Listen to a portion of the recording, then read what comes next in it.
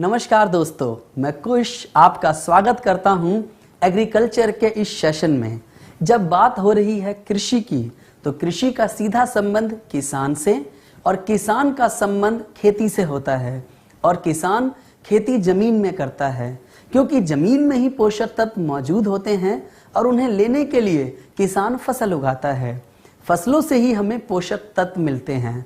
ये पोषक तत्व हमें किस प्रकार मिलते हैं? दोस्तों, जो भोजन हम रोजाना खाते हैं उनसे ही हमें पोषक तत्व मिलते हैं। जैसे कि हम खाने में रोजाना चावल, दाल, रोटी, सब्जी, फल आदि खाते हैं, तो उनमें समाये पोषक तत्व हमारा शरीर ग्रहण कर लेता है, क्योंकि प्रकृति ने पौधों को ही ताकत और शक्ति दी है कि वो जमीन से उन सारे पोषक तत्वों को सोख सकता है। हम जमीन से लगातार पौधों के माध्यम से पोषक तत्व खींच रहे हैं। हम सभी जानते हैं कि हमें ज्यादा समय तक जीवन जीने के लिए या अपने शरीर को स्वस्थ रखने के लिए भोजन की आवश्यकता होती है, और उस भोजन से ही हमें पोषक तत्व प्राप्त होते हैं। ये सभी पोषक तत्व मिट्टी के अंदर मौजूद हैं। इसीलिए किसान खेती करता है ताकि हम सभी लोगों का पेट भर सके। और पेट भरने का मतलब हमें ऐसा खाना मिले जिसके अंदर पोषक तत्वों की मात्रा ज्यादा हो। अगर हमें पोषक तत्व ज्यादा मिलेंगे तो हम ताकतवर बनेंगे, स्वस्थ रहेंगे और हमें कोई बीमारी नहीं होगी, यानी कि बिना किसी रोग के स्वस्थ जीवन जिएंगे। तो दोस्तों, इसी एग्रीकल्चर सेशन को आगे बढ़ाते हुए मैं आपको अपने भारत देश की कृषि के बारे में बताता हूं। भारत एक कृषि प्रधान देश है। हमारे देश की 2/3 जनसंख्या यानी कि 70% से ज्यादा की जनसंख्या सीधे तौर पर किसान परिवार से जुड़ी हुई है। अगर हम अपने भोजन की बात करें तो आज हमारे खाने की थाली में चावल, दाल, सब्जियां आसानी से मिल जाती हैं। हमें यह जानना बहुत जरूरी है कि क्या हम शुरुआत से ऐसे ही थे, यानी कि हमारी कृषि का विकास कैसे हुआ। तो उसे जानने के लिए थोड़ा सा हमें पीछे जाना होगा और अपने कृषि के इतिहास को जानना होगा। हमारे कृषि का विकास कहां से शुरू हुआ? हम सभी जानते हैं, हमारा देश 1947 में आजाद हुआ। हमारे देश के प्रथम प्रधानमंत्री पंडित जवाहरलाल नेहरू थे। पंडित जवाहरलाल नेहरू ने जैसे ही देश का कार्यभार संभाला और संभालते ही हमारे देश के सामने एक समस्या आ गई। समस्या थी, हमारे देश की जनसंख्या बहुत तेजी के साथ बढ़ रही थी और हमारी खेती से उतनी पैदावार नहीं हो रही थी। पैदावार क्यों नहीं हो रही थी? क्या पहले जमीन कम थी? बिल्कुल नहीं, जमीन तो पहले ज्यादा थी। फिर हम ज्यादा अनाज पैदा क्यों नहीं कर पाते थे? उसका कारण था खेती करने का तरीका।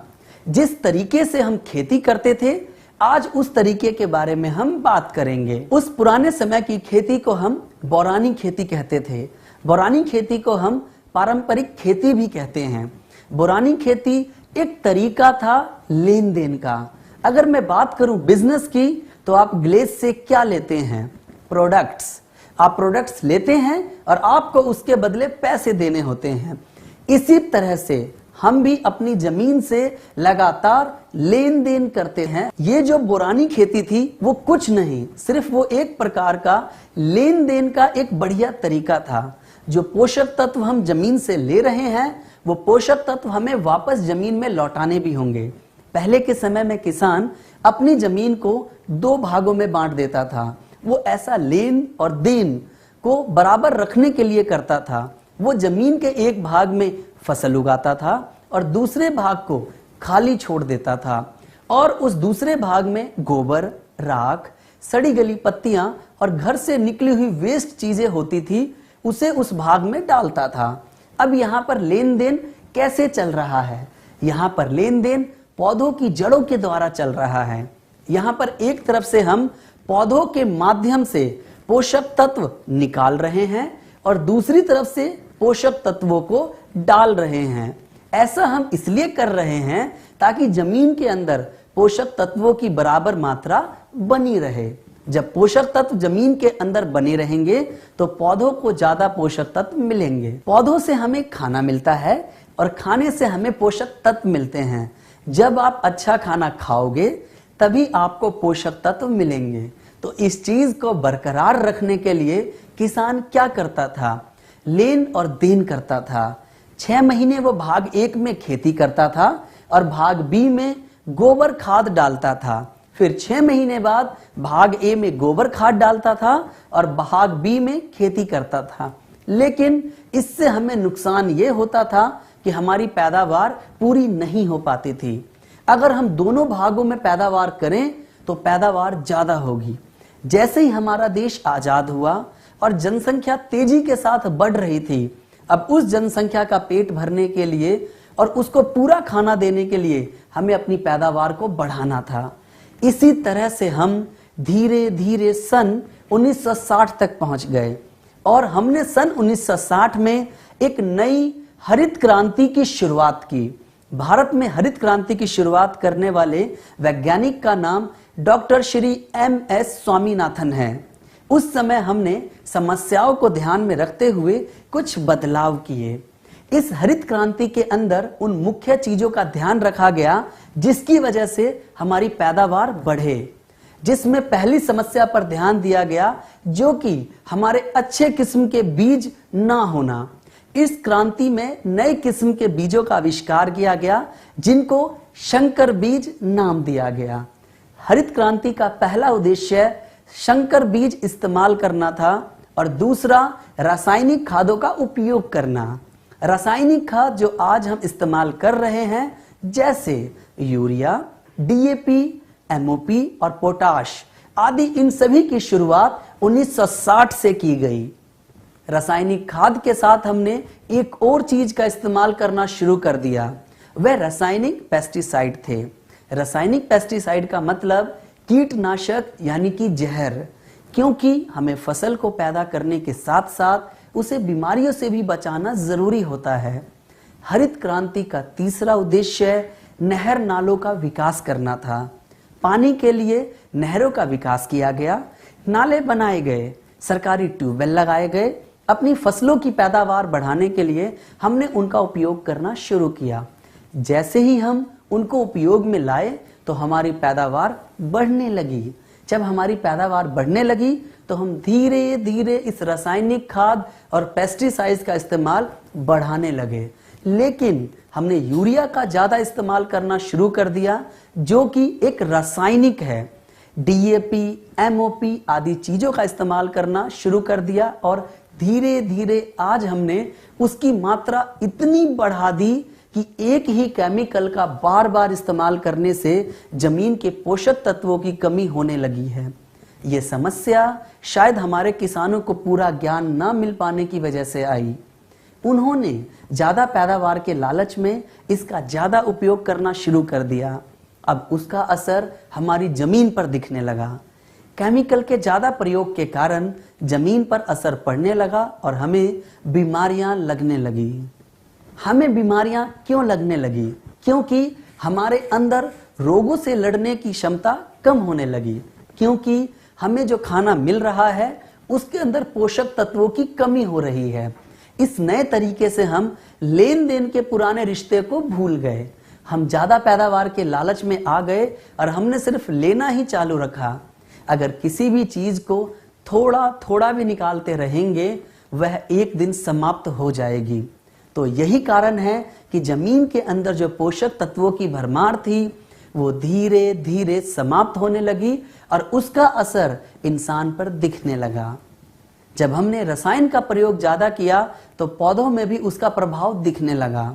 हम खाने में पौधों के फल, जड़, पत्तियां, फूल यही सब चीजें खाते हैं।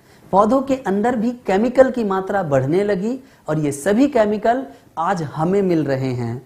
भारतीय खेती में अगर चुनौती की बात करें तो सबसे पहली चुनौती प्राकृतिक संसाधनों के बढ़ने के कारण हमें कम जमीन पर ज्यादा पैदावार करने को मजबूर होना पड़ रहा है। साथ ही चुनौती यह भी है कि हम जमीन पर केमिकल और पेस्टिसाइड डाल रहे हैं जिससे जमीन बंजर होती जा रही है। हमारी जनसंख्या बढ़ रही है और हमारी जमीन घटती जा रही है। अब उस घटती हुई जमीन से बढ़ते हुए पेटों की पूर्ति करना हमारे सामने चुनौती बन गई है।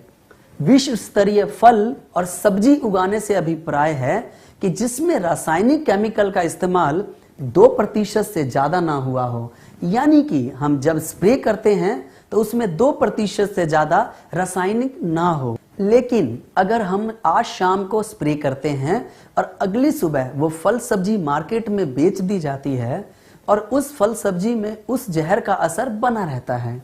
आज का किसान परेशान है क्योंकि उत्पादन में बहुत अधिक निवेश हो रहा है।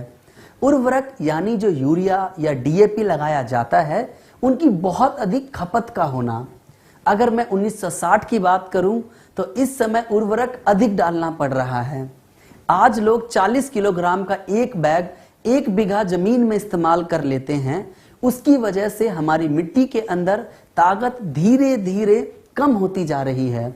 उस कमजोर मिट्टी से हम अधिक पैदा करने के लिए उसे ठीक नहीं कर रहे, बल्कि उसमें और यूरिया डालकर उसे और कमजोर करते जा रहे हैं।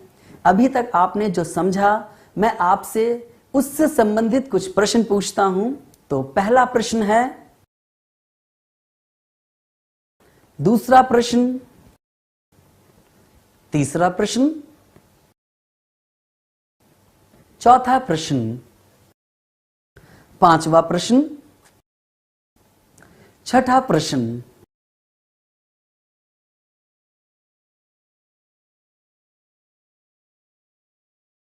किसान की अगली परेशानी है फसलों में रोगों का ज्यादा होना। पहले के मुकाबले आज फसलों में बहुत ज्यादा बीमारियां आने लगी हैं। उदाहरण के लिए कपास यानी कि रुई के अंदर इतना कीड़ा लगने लगा है, किसान उसको रोकने के लिए केमिकल इस्तेमाल करते हैं। 1 बार केमिकल डालते हैं, 2 बार केमिकल डालते हैं, 3 बार केमिकल डालते हैं और वही केमिकल उन कीड़ों पर असर नहीं कर रहा है। अब इस समस्या का हल कहां से मिलेगा? कैसे उस फसल को कीड़ों से बचाया जा सके? क्या लगातार केमिकल की मात्रा को बढ़ाते रहना चाहिए? क्या इसका कोई समाधान है? जी हां, हमारे गैल्वे कृषम के बायो प्रोडक्ट से इसका समाधान संभव है। अगली परेशानी है मिट्टी के अंदर नमी का कम होना। हमारे किसान के सबसे अच्छे मित्र केचुए का कम हो जाना। केचुआ मिट्टी को ऊपर नीचे यानी कि भुरभुरा बनाता है। यह मिट्टी के अंदर नली बना देता है। ये एक तरफ से अंदर जाता है और दूसरी तरफ से बाहर निकल आता है। जब मिट्टी के अंदर छोटी छोटी नलियां बन जाती हैं तो उसके द्वारा हमारी जमीन में हवा, सूर्य की रोशनी जाती है और पानी भी गहराई तक जाता है। हमने जमीन पर इतना ज्यादा केमिकल इस्तेमाल किया जिससे कि वे केचुए मर गए। अब वो नलियां बननी बंद हो गई क्योंकि उन्हें बनाने वाला ही नहीं है। अब जब वो छोटे छोटे छेद नहीं बनते जिससे पानी अंदर नहीं जा पाता, अब पानी जल्दी भाप बनकर उड़ जाता है। इसीलिए जमीन के अंदर नमी ज्यादा दिनों तक नहीं रहती है। इसीलिए किसान को बार बार जमीन में पानी देना पड़ता है। अब 50 साल बाद हमारी समझ में आया, अगर हम इसी तरीके से खेती करते रहे तो आने वाले समय में हमारी जमीनें बंजर होंगी जिसमें हम पैदावार नहीं कर सकेंगे। तो क्या इसको सुधारा जा सकता है? जी हां, सुधारा जा सकता है गैल्वे कृषम के बायो प्रोडक्ट से। मृदा की स्वास्थ्य गुणवत्ता का कम होना किसानों की अगली परेशानी है। स्वस्थ मिट्टी का पीएच मान 6.5 से 7 के बीच में होता है। ऐसी मिट्टी को हम उदासीन मिट्टी कहते हैं। आज हमारी मिट्टी का पीएच मान या तो 6.5 से नीचे जा रहा है या फिर 7 से ऊपर जा रहा है। अगर ये नीचे जाएगा तो मिट्टी अम्लीय हो जाएगी और अगर इससे ऊपर जाएगा तो क्षारीय मिट्टी हो जाएगी। दोनों ही रूप में ऐसी मिट्टी को हम बंजर मिट्टी कहते हैं। ये ज्यादा मात्रा में रासायनिक उर्वरक, पेस्टिसाइड डालने से हो रहा है। उदाहरण, आप लोग सब्जी बनाते हैं, सब्जी में नमक डालते हैं। अगर वो नमक ज्यादा हो जाए तो क्या होगा? सब्जी बेस्वाद हो जाएगी। और अगर उस सब्जी में नमक कम हो जाए तो क्या होगा? तब भी सब्जी बेस्वाद हो जाएगी। इसी प्रकार मिट्टी का भी पीएच मान सामान्य रहना जरूरी होता है। अगर मिट्टी का पीएच मान सही रहेगा और केमिकल की मात्रा कम रहेगी तो उसके साथ साथ लाखों करोड़ों मित्र जीवाणु थे जो कि किसान के लिए मुफ्त में काम करते रहते थे, लेकिन आज वो काम नहीं करते हैं, जिनका काम सिर्फ मिट्टी को उपजाऊ बनाना, मिट्टी को नम बनाना और मिट्टी की प्राकृतिक क्रियाओं को चलाते रहना था। लेकिन हमने उन्हें केमिकल डालकर नष्ट कर दिया। अगर हम मिट्टी को वो पुरानी ताकत फिर से देना चाहते हैं तो हमें उनको फिर से मिट्टी में वापस लेकर आना होगा। तो क्या उनको वापस अपनी मिट्टी में लाना संभव है? बिल्कुल संभव है, गैल्वे कृषम के बायो प्रोडक्ट्स के साथ। आगे हम केमिकल के बुरे प्रभावों के बारे में बात करते हैं। गेहूं की फसल की बात करें तो अगर किसान स्प्रे कर रहा है तो उसे पौधों में सबसे ज्यादा गेहूं के दाने चाहिए। वो सबसे ज्यादा स्प्रे गेहूं के दाने पर करेगा और इंसान ही उस गेहूं को खाने में सबसे ज्यादा इस्तेमाल करते हैं और सबसे ज्यादा जहर इंसान के अंदर जाएगा। उस फसल से जो भूसा तैयार होता है, उस भूसे का इस्तेमाल जानवरों को चारा खिलाने में किया जाता है। हमें पालतू जानवरों से दूध मिलता है और उस दूध में तो केमिकल है क्योंकि हमने ही केमिकल मिले भूसे को जानवरों को खिलाया है। कुल मिलाकर देखा जाए तो केमिकल किसी न किसी रूप में हमारे अंदर पहुंच ही जाता है और बचा हुआ केमिकल मिट्टी में मिल जाता है और मिट्टी में मिला हुआ केमिकल भी घुलकर पानी में पहुंच जाता है।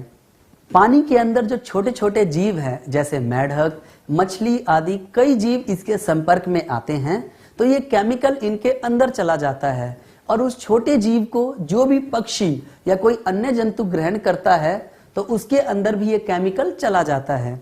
इन केमिकल को परसिस्टिंग केमिकल कहते हैं, यानी कि पीढ़ी एकांतरण केमिकल। ऐसे केमिकल जो कि एक से दूसरे में, दूसरे से तीसरे में, तीसरे से चौथे में और लगातार आगे बढ़ते रहते हैं। अगर हम डीडीटी की बात करें तो एक बार मिट्टी में इस्तेमाल करने से अगले आने वाले 20 सालों तक इसका असर मिट्टी के अंदर बरकरार रहेगा। इस चक्र को गैल्वे कृषम के प्रोडक्ट के द्वारा तोड़ा जा सकता है। हम गैल्वे कृषम के प्रोडक्ट का अगर इस्तेमाल करना शुरू करें तो यह चक्र अपने आप ठीक हो जाएगा।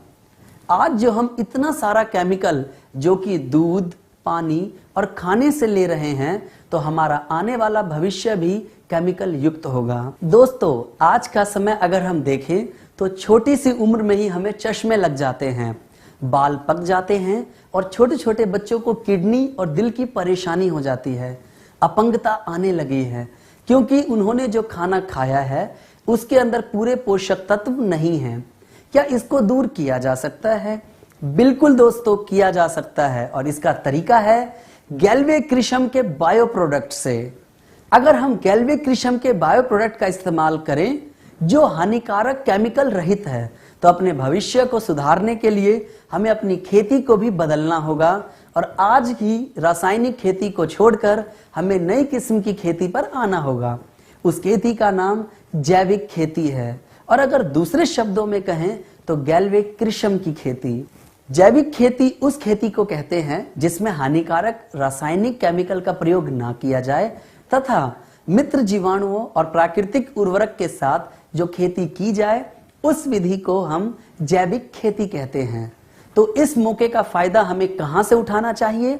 Glaze Trading India Private Limited के कृषम प्रोडक्ट से। दोस्तों, अब हम फसलों में आने वाली सामान्य बीमारियों की बात करते हैं। बीमारी का सिर्फ एक ही मतलब होता है और वो है नुकसान। इसी तरह से किसी फसल के अंदर कोई बीमारी लग जाए तो फसल में पौधों को नुकसान, पैदावार का नुकसान तथा किसान को पैसे का नुकसान और उसने जो लागत लगाई उसका भी नुकसान होता है। तो अगर फसल में कोई बीमारी लगती है तो उसे किसान को नुकसान ही होता है। पौधों में बीमारी भी पैदा करने वाला कोई जीव होता है जिसका नाम रोग कारक है। रोग का मतलब होता है बीमारी और कारक का मतलब करने वाला। रोग कारक कहाँ रहता है तो मैं आपको बताता हूं। ये रोग कारक आपको 3 जगह पर मिलेगा। पहला हवा में, दूसरा पानी में और तीसरा मिट्टी में मिलेगा। ऐसे ही एक रोग कारक के बारे में हम बात करेंगे जिसका नाम फंगस या फफूंदी या कवक है। अगर दूसरी भाषा में कहें तो नोना, भुआ, भेकुर, छतरा, ये सब इसी के नाम हैं। ये हर जगह मौजूद रह सकता है। जब भी ये बीमारी हमारी फसल में आती है तो हमारी फसल की जड़ों, तनों, फलों, पत्ती और बीजों को गला देती है। दूसरी परेशानी बैक्टीरिया की है जिसे हम जीवाणु भी कहते हैं। ये भी हमारी फसल को बीमार करता है। यह हमारी फसल को उगने नहीं देता, यह हमारी फसलों को गला देता है, यह हमारी सब्जियों को खराब कर देता है। यहाँ दो हमारे मुख्य रोग कारक हैं जिनके बारे में हम बात कर रहे हैं, जो कि हमारी फसलों को खराब कर देते हैं। ये रोग कारक कहां से हमारी फसल को बीमार कर सकता है?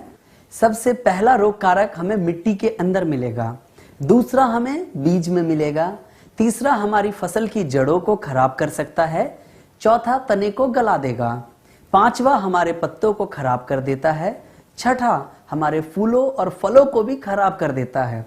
यानी कि पौधों के सभी भागों में यह बीमारी पैदा कर सकता है। किसी भी बीमारी को रोकने के लिए दो तरीके हैं, एक होता है ट्रीटमेंट और दूसरा होता है मैनेजमेंट। आप क्या चाहते हैं, ये आपका निर्णय है। मैनेजमेंट और ट्रीटमेंट में क्या फर्क है? मैनेजमेंट बीमारी आने से पहले किया जाता है और ट्रीटमेंट को बीमारी आने के बाद किया जाता है। अगर हम मैनेजमेंट बीमारी आने से पहले करेंगे तो हमारी फसल को नुकसान नहीं झेलना पड़ेगा। अगर हम ट्रीटमेंट बीमारी आने के बाद करेंगे तब तक हमारी फसल में नुकसान हो जाएगा। तो मैनेजमेंट पहले ही करना पड़ेगा। इसीलिए जब भी आप किसी किसान के पास जाएं और उसकी फसल में कोई बीमारी नहीं लगी है तब भी आप उसे अपने कृषम के बायो प्रोडक्ट इस्तेमाल करा सकते हैं। अब हम गैल्विक कृषम के बेहतरीन बायो प्रोडक्ट के बारे में जानेंगे। अगर हम इन गैल्विक कृषम के बायो प्रोडक्ट्स को इस्तेमाल करें तो हमारी फसल को क्या क्या फायदे होंगे? गैल्विक कृषम के बायो प्रोडक्ट्स पर्यावरण के अनुकूल हैं। गैल्विक कृषम प्रोडक्ट का इस्तेमाल अपनी जमीन या फसल में करते हैं तो इनका किसी पक्षी, जानवर या अन्य किसी जीव पर बुरा प्रभाव नहीं पड़ता। दूसरा फायदा कम लागत का है। हमारे प्रोडक्ट्स फसल से ज्यादा मिट्टी पर काम करते हैं। जैसे कि उदाहरण के लिए अगर एक माँ स्वस्थ होती है तो बच्चा भी स्वस्थ होता है। इसी तरह हमारी मिट्टी अगर स्वस्थ होगी तो हमारी फसल भी बेहतर होगी। गैल्विक कृषम के बायो प्रोडक्ट्स को आप सभी फसलों में उपयोग कर सकते हैं, सिर्फ मशरूम को छोड़कर। हमारे प्रोडक्ट का लंबा और स्थायी परिणाम होता है, यानी कि हम अपने प्रोडक्ट्स को जब भी अपनी फसल में इस्तेमाल करते हैं तो उसका रिजल्ट घटता नहीं बल्कि धीरे धीरे बढ़ता है, क्योंकि ये जो छोटे छोटे जीव हैं जो हमारे प्रोडक्ट में मौजूद हैं वो धीरे धीरे करके अपनी संख्या को बढ़ाते हैं। जब हम अपने गैल्विक कृषम के बायो प्रोडक्ट्स को जमीन में इस्तेमाल करते हैं तो हमारे इन प्रोडक्ट्स के अंदर मौजूद जीव अपनी संख्या को 3 से 5 दिनों के अंदर 2 गुना कर लेते हैं, आगे उसको 4 गुना फिर 8 गुना कर लेते हैं। गैल्विक कृषम के बायो प्रोडक्ट्स का असर बढ़ता चला जाता है क्योंकि यह एक जीवित जीवाणु से बना हुआ है। आप गैल्विक कृषम के बायो प्रोडक्ट्स को देखेंगे तो उस पर कोई भी खतरनाक जहर वाला निशान मौजूद नहीं है। इसका मतलब इसके अंदर किसी भी प्रकार का कोई हानिकारक जहर इस्तेमाल नहीं किया गया है। गैल्विक कृषम के बायो प्रोडक्ट्स नोका सर्टिफाइड है। नोका सर्टिफाइड का मतलब है नेचुरल ऑर्गेनिक सर्टिफिकेशन एग्रो, यानी कि हमारे जो प्रोडक्ट्स हैं वो ऑर्गेनिक सर्टिफाइड है। गैल्विक कृषम के जो बायो प्रोडक्ट्स हैं वो सालों साल तक प्रभावी हैं। अगर हम उसको लगातार इस्तेमाल करते हैं तो एक छमाही के बाद दूसरे छमाही में उसका प्रभाव लगातार बढ़ता जाता है। दोस्तों, हमारे प्रोडक्ट्स जमीन में जाकर उन सारी समस्याओं को दूर करता है जिससे कि एक पौधे की उपज यानी कि उसका फुटाव कम हो जाता है। अभी तक आपने जो समझा, मैं आपसे उससे संबंधित कुछ प्रश्न पूछता हूं। तो पहला प्रश्न है, दूसरा प्रश्न, तीसरा प्रश्न, चौथा प्रश्न, पांचवा प्रश्न, छठा प्रश्न, सातवां प्रश्न,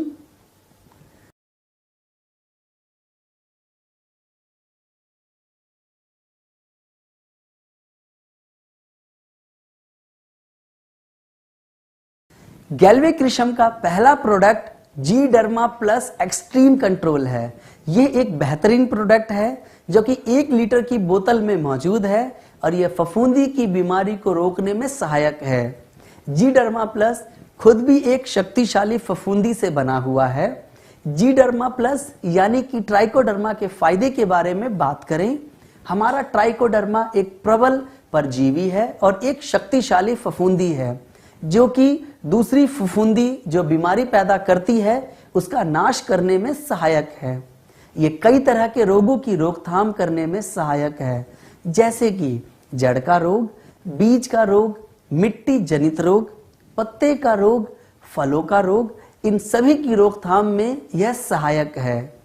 जी डर्मा प्लस मिट्टी की उर्वरकता को बढ़ाता है, मिट्टी के पीएच स्तर को सामान्य रखने में मदद करता है। तो इस बेहतरीन प्रोडक्ट को कैसे इस्तेमाल किया जाता है उसके बारे में बात करेंगे। दोस्तों, इसकी उपचार विधि बहुत ही आसान और सरल है। मैं आपको सबसे पहले बीज पौध के उपचार के बारे में बताता हूं। 10 मिलीलीटर जी डर्मा प्लस लेकर 1 लीटर पानी में घोलकर 1 किलोग्राम बीज को उसमें भिगो दें तथा उसे 30 मिनट तक भिगो कर रखें। इसके बाद उन बीजों को उसमें से निकाल लें और उसके बाद उसको छाया में सुखाएंगे। सुखाने के बाद अपनी जमीन में उसकी बुआई कर देंगे। बीज का आकार गेहूं या गेहूं से छोटा है तो हम पानी का इस्तेमाल नहीं करेंगे। मिर्च, प्याज, जीरा, गेहूं के बीज जैसे बीजों के अंदर हम पानी का इस्तेमाल नहीं करेंगे। उसके लिए सीधा हम 10 मिलीलीटर जी डर्मा प्लस लेंगे, 1 किलो बीज लेंगे और उसे मिला करके 30 मिनट तक रखेंगे। फिर उसको छाया में सुखाएंगे। छोटे छोटे टुकड़े जैसे गुलाब की टहनियां, गन्ने के टुकड़े, आम की टहनियों को हम कलम कहते हैं। चलिए दोस्तों, अब हम कलम सेट उपचार के बारे में बात करेंगे। इसके लिए 125 से 250 ml जी डर्मा प्लस लेंगे और 60 लीटर से 80 लीटर तक पानी लेंगे। उसको उसमें घोल लेंगे। उसके बाद 2 कुंतल गन्ने का बीज लेंगे, उसको 30 मिनट तक भिगो कर रखेंगे और भिगोने के बाद उसकी बुआई कर देंगे। उस घोल में से गन्ने को निकालने के बाद जो पानी बचेगा उसको ले जाकर उस गन्ने के खेत में छिड़काव कर देंगे। कलम सेट उपचार में जी डर्मा प्लस और पानी का घोल बनाने के लिए हम अपनी जमीन में ऐसा कोई कोना देखेंगे या पानी की जो नालियां होती हैं उस नाली में एक बांध लगाएंगे और फिर ठीक 1 मीटर के बाद दूसरा बांध लगाएंगे और उसमें 60 से 80 लीटर पानी को इकट्ठा कर देंगे। मिट्टी उपचार के लिए 100 ml जी डर्मा लेंगे और 10 किलोग्राम गोबर की खाद में मिलाएंगे। अगर आपके पास गोबर की खाद नहीं तो आप भुरभुरी मिट्टी इस्तेमाल में लाएंगे, यानी कि हल्की सूखी और हल्की गीली। अगर आपके पास मिट्टी भी नहीं तो आप राख का इस्तेमाल करें और आप चाहें तो वर्मी कंपोज यानी केचुए की खाद में भी मिला सकते हैं और पौधों की जड़ों में बुरकाव करें। 1 लीटर की बोतल को आप 1 एकड़ में इस्तेमाल करेंगे। आपकी फसल बड़ी हो गई हो तो सीधा जड़ों में भी डाल सकते हैं।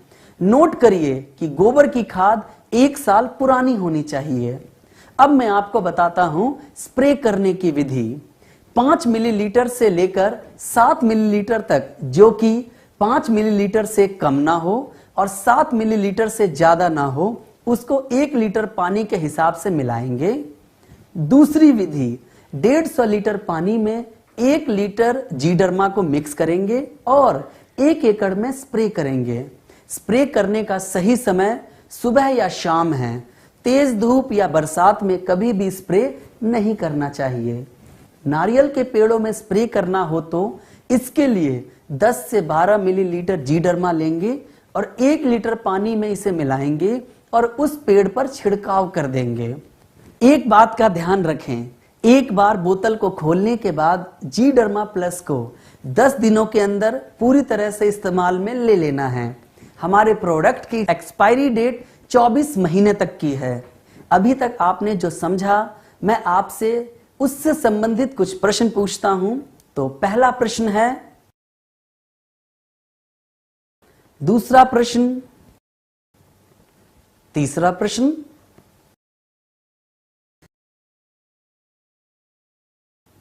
गैल्वेक्रिशम का दूसरा बेहतरीन प्रोडक्ट है जी सूडो प्लस एक्सट्रीम केयर। ये प्रोडक्ट हमारी फसल को बैक्टीरिया की वजह से होने वाली बीमारियों से बचाने में सहायक है।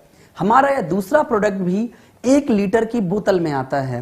ये शक्तिशाली बैक्टीरिया से मिलकर बनाया गया है और हमारी फसल को विभिन्न तरीके की बीमारियों में मिट्टी के अंदर बैक्टीरिया की वजह से होने वाले रोगों की रोकथाम में सहायक है। यह मिट्टी की उर्वरकता को सुधारता है और हमारी मिट्टी के पीएच मान को सामान्य बनाए रखने में मदद करता है। प्रयोग करने की विधि, 4 से 5 मिलीलीटर जी सूडो प्लस तथा 1 लीटर पानी लेना है। हमें बीज की मात्रा 1 किलोग्राम रखनी है। बीज को कम से कम 30 मिनट तक भिगोएंगे, फिर उसके बाद उसे उस घोल में से निकालकर छाया में सुखाएंगे। उसके बाद उस बीज की बुआई कर देंगे। अगर बीज का आकार गेहूं या गेहूं से छोटा है तो आप वहां पर पानी का इस्तेमाल नहीं करेंगे। अगर हमने जीडर्मा प्लस से बीज का उपचार किया है तो हमें जी सूडो प्लस से बीज का उपचार करने की आवश्यकता नहीं है। मिट्टी उपचार के लिए 250 मिलीलीटर जी सूडो प्लस लेना है और 100 किलोग्राम गोबर की खाद लेनी है। गोबर की खाद 1 साल पुरानी होनी चाहिए। अगर गोबर की खाद नहीं तो हम भुरभुरी मिट्टी लेंगे। मिट्टी नहीं है तो हम राख का इस्तेमाल करेंगे। 1 लीटर के जी सूडो प्लस का इस्तेमाल हम 1 एकड़ में करेंगे और पौधों की जड़ों में बुरकाव करें। दोस्तों, स्प्रे करने की विधि, जी सूडो प्लस 2 मिलीलीटर से लेकर 7 मिलीलीटर यानी कि 2 मिलीलीटर से कम ना हो और 7 मिलीलीटर से ज्यादा ना हो, उसको 1 लीटर पानी में मिलाकर स्प्रे करें। 150 लीटर पानी में 1 लीटर जी सूडो प्लस की बोतल घोलेंगे और 1 एकड़ में उसका स्प्रे करेंगे। किसान भाई अगर इसका दोबारा स्प्रे करना चाहते हैं तो 10 दिन के बाद दोबारा भी स्प्रे कर सकते हैं। जी सूडो प्लस वातावरण के अनुकूल है। मनुष्य, पशु पक्षी या जानवरों पर कोई बुरा प्रभाव नहीं डालता है। इसके बोतल की जो आयु है, अगर ये सील पैक है तो आप इसको 24 महीने तक रख सकते हैं। अगर हम प्रोडक्ट को एक बार खोल दें तो इसे 10 दिन के अंदर इस्तेमाल कर लेना चाहिए। अभी तक आपने जो समझा, मैं आपसे उससे संबंधित कुछ प्रश्न पूछता हूं। तो पहला प्रश्न है, दूसरा प्रश्न, तीसरा प्रश्न, चौथा प्रश्न, पांचवा प्रश्न, छठा प्रश्न, सातवां प्रश्न, हमारा तीसरा प्रोडक्ट है जीएनपीके बायो फर्टिलाइजर। हमारा जीएनपीके 1 लीटर की बोतल में आता है। ये 3 प्रकार के जीवित जीवाणुओं से मिलकर बनाया गया है, जिनका काम पौधों या मिट्टी के अंदर जाकर लगातार नाइट्रोजन, फास्फोरस और पोटेशियम का निर्माण करना है। जीएनपीके जैव उर्वरक के तौर पर एक बेहतरीन विकल्प है। प्राकृतिक तरीके से नाइट्रोजन, फास्फोरस और पोटैश प्रदान करता है। हमारी मिट्टी में मौजूद रासायनिक उर्वरकों के प्रभाव को कम करने में भी सहायक है। मिट्टी की उर्वरकता को सुधारता है, फसल को स्वस्थ बनाने में सहायक है और बेहतर उपज को बढ़ावा देने में सहायक है। मिट्टी का उपचार ऐसे करना है कि 250 मिलीलीटर GNPK लेंगे और 100 किलोग्राम गोबर की खाद लेंगे जो कि 1 साल पुरानी होनी चाहिए। अगर गोबर की खाद नहीं तो राख लेंगे, राख नहीं है तो भुरभुरी मिट्टी लेंगे या वर्मी कंपोज यानी कि केचुए की खाद लेंगे। 1 लीटर की बोतल को हम 1 एकड़ में इस्तेमाल करेंगे। दूसरी, स्प्रे करने की विधि। स्प्रे के लिए 2 मिलीलीटर GNPK 1 लीटर पानी में घोलेंगे और उसका स्प्रे करेंगे या 150 लीटर पानी के अंदर 1 लीटर GNPK को मिलाएंगे और उसका घोल बनाएंगे। इसको 1 एकड़ एरिया में इस्तेमाल करना है। स्प्रे करने का सही समय सुबह या शाम होता है। GNPK का एक्सपायरी डेट 24 महीने का होता है। प्रोडक्ट खोलने के बाद 10 दिन के अंदर हमें इसको इस्तेमाल कर लेना चाहिए। यह वातावरण के अनुकूल है। मनुष्य, पक्षी और जानवरों पर कोई बुरा प्रभाव नहीं डालता है। अभी तक आपने जो समझा, मैं आपसे उससे संबंधित कुछ प्रश्न पूछता हूं। तो पहला प्रश्न है, दूसरा प्रश्न, तीसरा प्रश्न, चौथा प्रश्न, पांचवा प्रश्न,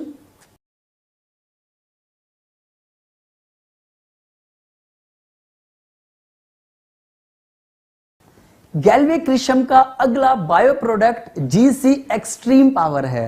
यह प्रोडक्ट 10 किलोग्राम की एक बाल्टी में आता है जो कि दानेदार प्रोडक्ट है। GC पावर, जिसमें C का मतलब समुद्र और पावर का मतलब ताकत, यानी कि एक ऐसी ताकत जो कि समुद्र से निकाली गई है। यह प्रोडक्ट पूरी तरह से बायो है। इसमें किसी भी प्रकार का हानिकारक रासायनिक केमिकल इस्तेमाल नहीं किया गया है।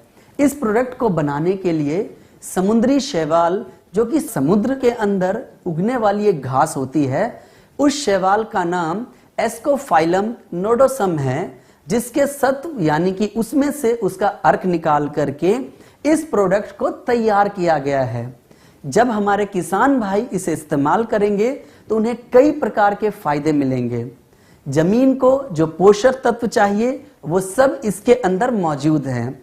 पौधे के लिए आवश्यक पोषक तत्व और वृद्धि हार्मोन युक्त यानी कि पौधों को पोषक तत्व देता है और वृद्धि यानी कि पौधों की लंबाई में सहायक है। पौधों की जड़ों को शक्तिशाली बनाता है और उन्हें गहराई तक लेकर जाता है, जिससे कि हमारा पौधा गिरता नहीं है।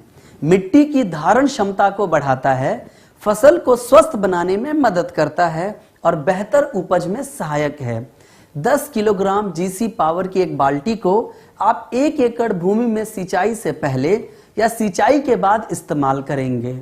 आप इसका इस्तेमाल सुबह, दोपहर, शाम कभी भी कर सकते हैं। साथ ही आप इसको यूरिया, DAP केमिकल के साथ भी मिलाकर इस्तेमाल कर सकते हैं। बस ध्यान रखें, आपके खेतों में या जमीन में नमी होना जरूरी है। आप इसको अपनी फसल में 1 बार, 2 बार, 3 बार, 4 बार तक इस्तेमाल कर सकते हैं। आप इसको 24 महीने तक इस्तेमाल कर सकते हैं। खोलने के बाद भी आप इसको आराम से इस्तेमाल कर सकते हैं। अभी तक आपने जो समझा, मैं आपसे उससे संबंधित कुछ प्रश्न पूछता हूं। तो पहला प्रश्न है, दूसरा प्रश्न, तीसरा प्रश्न, चौथा प्रश्न, पांचवा प्रश्न, छठा प्रश्न।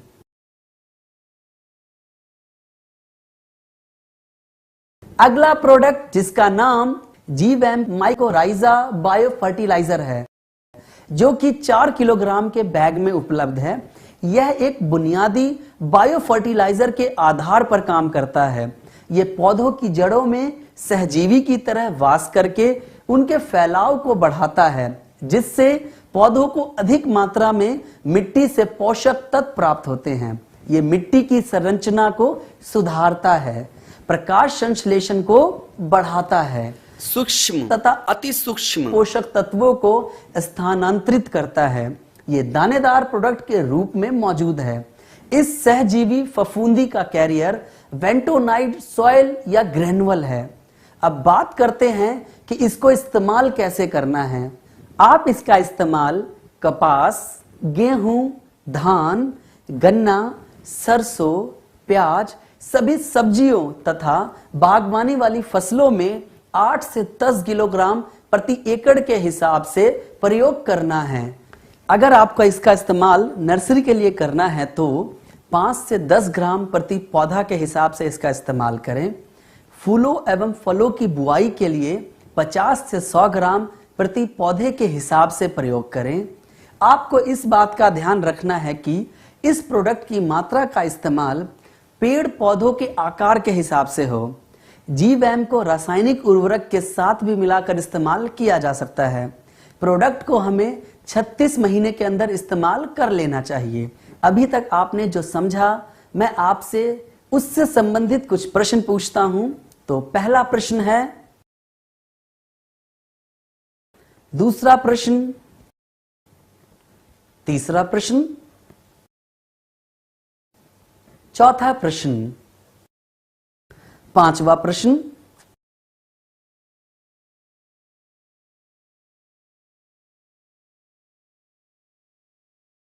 तो दोस्तों ये रहे हमारे गैल्वे कृषियम के 5 बेहतरीन प्रोडक्ट्स, जिनसे अगर किसान जैविक खेती करता है ये प्रोडक्ट उसके लिए फायदेमंद साबित होंगे। तो यहां पर दोस्तों आज का ये ट्रेनिंग सेशन खत्म होता है। धन्यवाद।